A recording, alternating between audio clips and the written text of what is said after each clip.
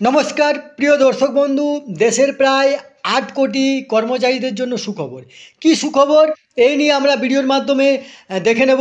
তার আগে আপনারা অবশ্যই আমার চ্যানেলটি সাবস্ক্রাইব করে নেবেন এবং সবার আগে ভিডিও নোটিফিকেশান পাওয়ার জন্য সামনে যে বেল আইকন আছে সেখানে প্রেস করে নোটিফিকেশান অল করে রাখবেন এবং ভিডিওর সাথে লাইক কমেন্ট শেয়ার করবেন। তাহলে আসুন আমরা দেখে নিই কী সুখবর।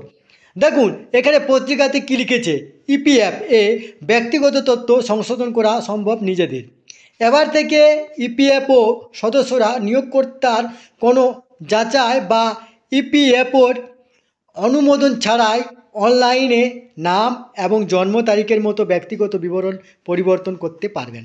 শনিবার থেকে এই নতুন ব্যবস্থা চালু করলো এমপ্লয়িজ প্রভিডেন্ট ফান্ড অর্গানাইজেশন বা ইপিএফও।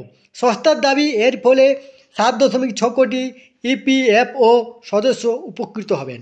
এছাড়াও কেওয়াইসি ও ইপিএফ অ্যাকাউন্ট আধারযুক্ত থাকা ইপিএফও সদস্যরা নিয়োগকর্তার হস্তক্ষেপের প্রয়োজন ছাড়াই সরাসরি আধার ওটিপি ওয়ান টাইম পাসওয়ার্ড দিয়ে তাদের ইপিএফ স্থানান্তরের দাবি অনলাইনে ফাইল করতে পারেন।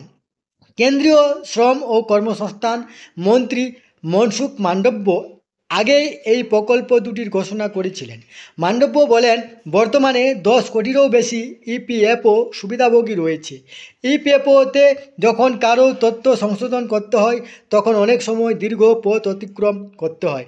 যদি বিশেষ করে যদি ইপিএফ সদস্যের যদি কোনো ভুল থাকে, জন্ম তারিখ এই সকল, তাহলে কি করতে হয়, তার যে মালিক বা এমপ্লয়ার তাকে দিয়ে সেটা ঠিক করাতে হয়। কিন্তু এরপর থেকে আপনারা যদি আপনাদের ইপিএফ অ্যাকাউন্টের সাথে আধার যুক্ত থাকে তাহলে অটোমেটিক আপনার অনলাইনে যে আধার যে লিঙ্ক মোবাইল নম্বর আছে সেখানে ওটিপি আসবে, তার মাধ্যমে এরপরে সমস্ত ভুল সংশোধন করা যাবে।